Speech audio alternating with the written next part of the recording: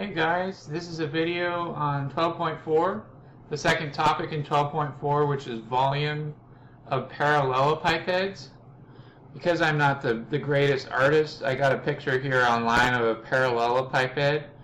It's basically like a cube, but instead of having squares as all the sides, each side is actually a parallelogram. And it turns out that if you have vectors that are that form from the corner of one of these parallelepipeds, you can use the cross product and the dot product together to find the volume of a parallelepiped. Okay? So to find the volume of a parallelepiped,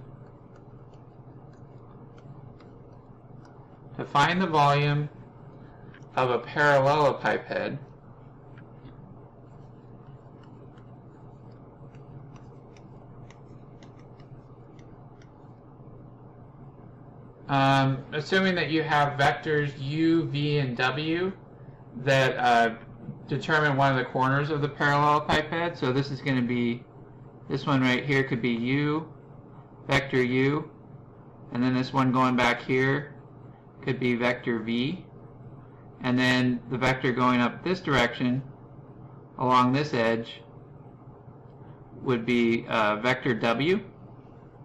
So to find the volume of a parallelepiped, we take the length of the triple scalar product. Okay, so take the length of the triple scalar product. The triple scalar product.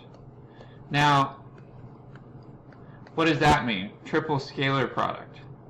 Well, different books actually have different ways they have it set up. But basically, if you have these three vectors that are on the corner of a parallelepiped, to find the volume, you're going to be taking the length, okay, the length of parentheses u cross v dot w. Okay, u cross v dot w. Okay, so the u cross v dot w, that's your triple scalar product. And then you can see that the absolute value symbols actually mean that we're going to take the length of that triple scalar product. Okay, so first what you want to do is you want to calculate u cross v, and then you dot that with w, and then at the end you take the length of your vector. And that will actually give you the volume of any parallelepiped, at least with this kind of picture. Okay?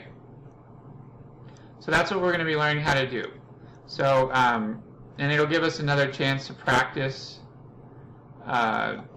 using the cross product and the dot product.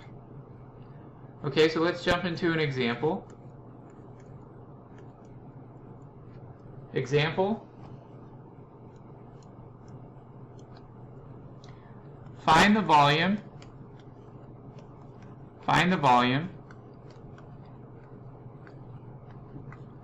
of the parallelepiped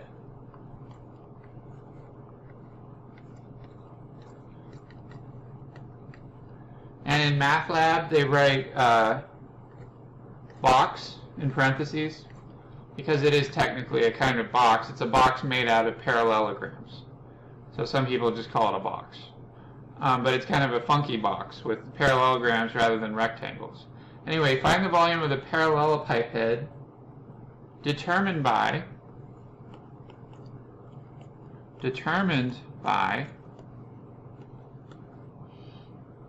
u, v, and w. So vector u, vector v, and vector w. Okay, and what we're going to be doing here is first we're going to write down the different vectors. So vector u they're telling us is 5i plus 4j. 5i plus 4j. Okay? And vector v is equal to I minus j plus 3k. Okay, and finally vector w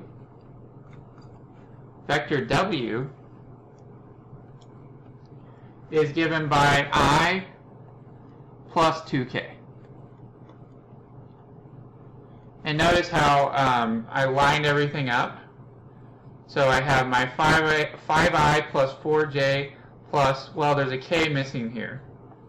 So if you wanted to, you could write a plus 0k, because it'll be helpful on this problem. Okay, and then we have I minus j plus 3k for v, and then for w, I put a blank space here because we're missing a j, but if you want, you can go ahead and write plus 0j. That'll be helpful for the triple scalar product. Okay? So we're going to be doing the triple scalar product. We're not going to take the length of it yet. First, we're just going to calculate u cross v dot w. Okay, so the triple scalar product is what we're going to calculate first.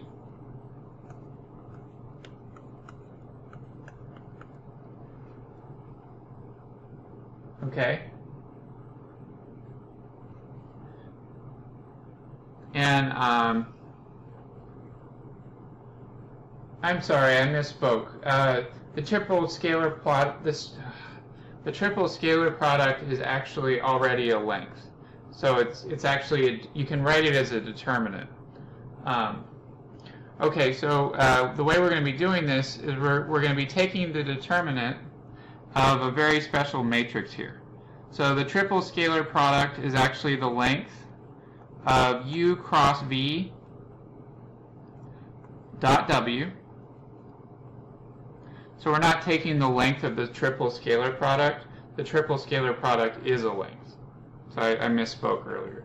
But it's still going to be the same formula. Anyway, it turns out that the formula for this is going to be a determinant. But we're not going to actually have an I, j, and k. It turns out that we're going to have just the vectors components written as the rows of a 3 by 3 matrix. So we're going to have u1, u2, and u3 for the first row, and then we're going to have v1, v2, v3 for the second row, and then we'll have w1, w2, and w3 for the third row. Okay, so it turns out that this determinant, we're going to end up taking the length of that, and that's going to give us the triple scalar product. Okay, so so what's going on here is we need to take another determinant,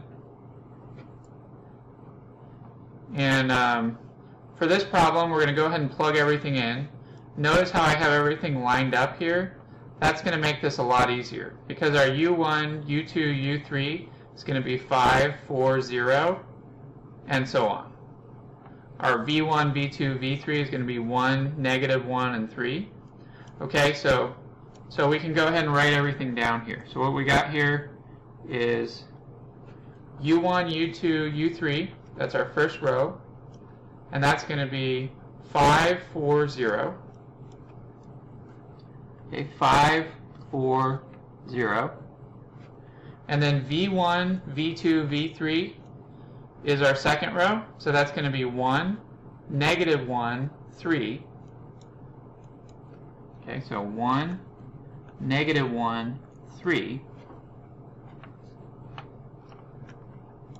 Okay, and then our last row is going to be W1, W2, W3, so that's going to be 1, 0, 2. Okay, 1, 0, 2. Okay, and notice in this problem we don't actually have an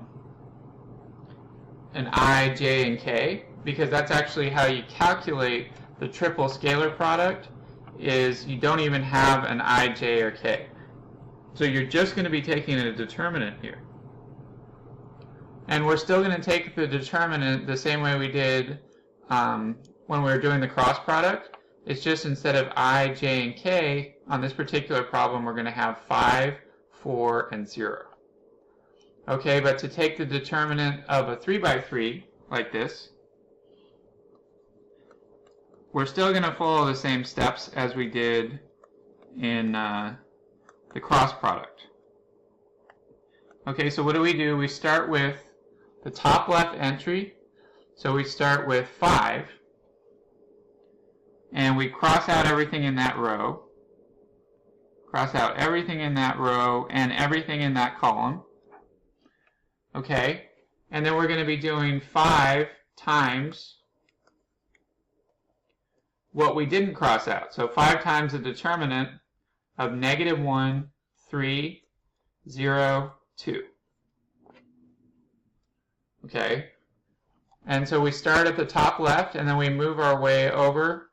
So now we're going to go to the top middle. So now we're going to be at -4. So let me go ahead and erase stuff here.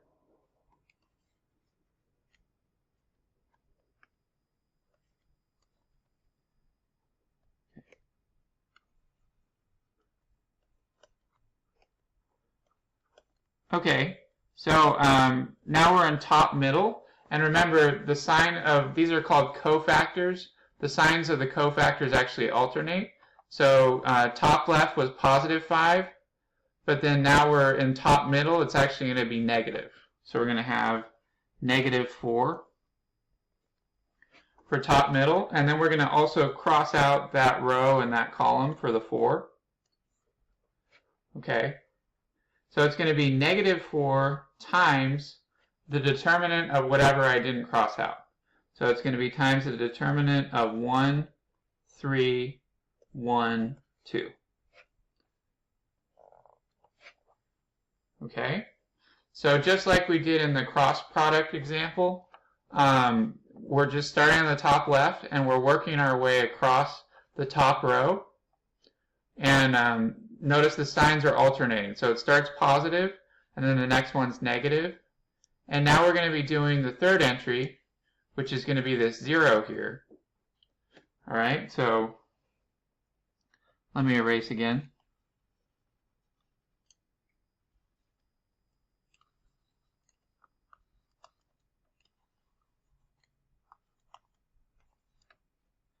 So now that we're on the 0, we're back to a positive again. So we're going to have +0, +0, and then we go ahead and cross out everything in that row and that column, and then we take the determinant of whatever we didn't cross out. So that's going to be this little matrix right here. So it's going to be the determinant of 1, -1, 1, 0. Okay, and then recall from our cross product lecture, we actually talked about how to take the determinant of a 2 by 2. So remember, the formula is actually, if you label your 2 by 2 matrix as A, B, C, D, then the formula is going to be AD minus BC. Okay, that's actually the determinant formula.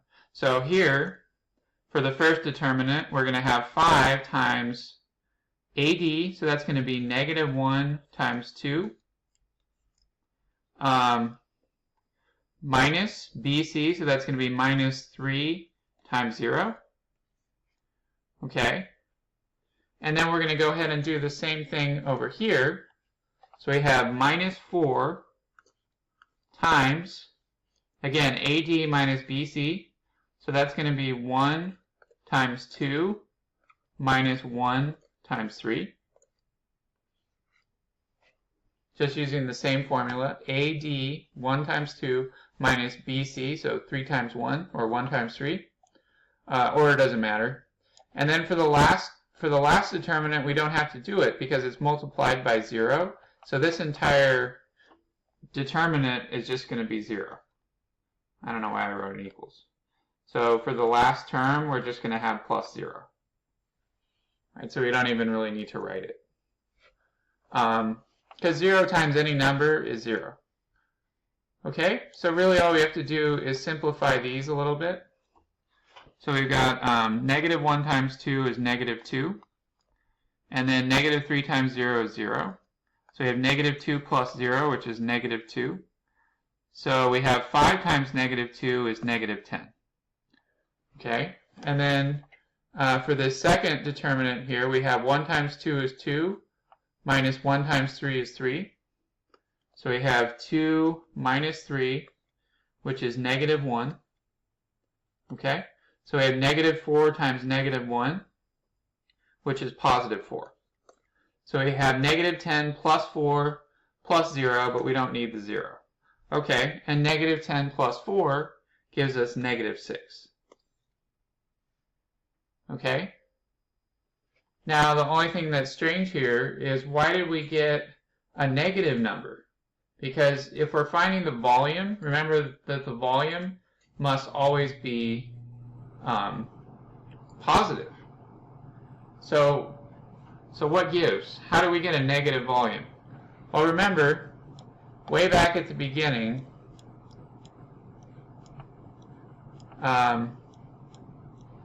we actually had an absolute value when we were writing the triple scalar product. So we have an absolute value around it, which is, basically the same as the length.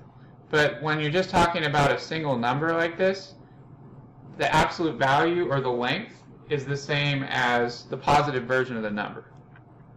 Okay? So what we got here is we got negative 6 for our u cross v dot w. U cross v dot w equals negative 6. But then to actually find the volume, we have to take the length of this. But taking the length of a single number just means taking the absolute value of it. Okay, we don't have to use the distance formula. So the volume is going to actually be the absolute value of u cross v dot w. Okay, and that gives you the triple scalar product. Okay, so here the length of negative 6 is 6. Just the absolute value of negative 6. Okay, so our answer is 6, and that's actually the volume of the parallelepiped. Parallelepiped. All right, cool. So these will give you another chance to practice doing determinants of a 3x3 matrix, but a lot of people actually find these easier than the cross product, because here you just have numbers when you're taking the determinant. So in fact, with this matrix, you can even use a calculator. If you know how to use a calculator, you can type in a matrix and it'll do the determinant for you. Just don't forget to take the absolute value at the end after you do your determinant.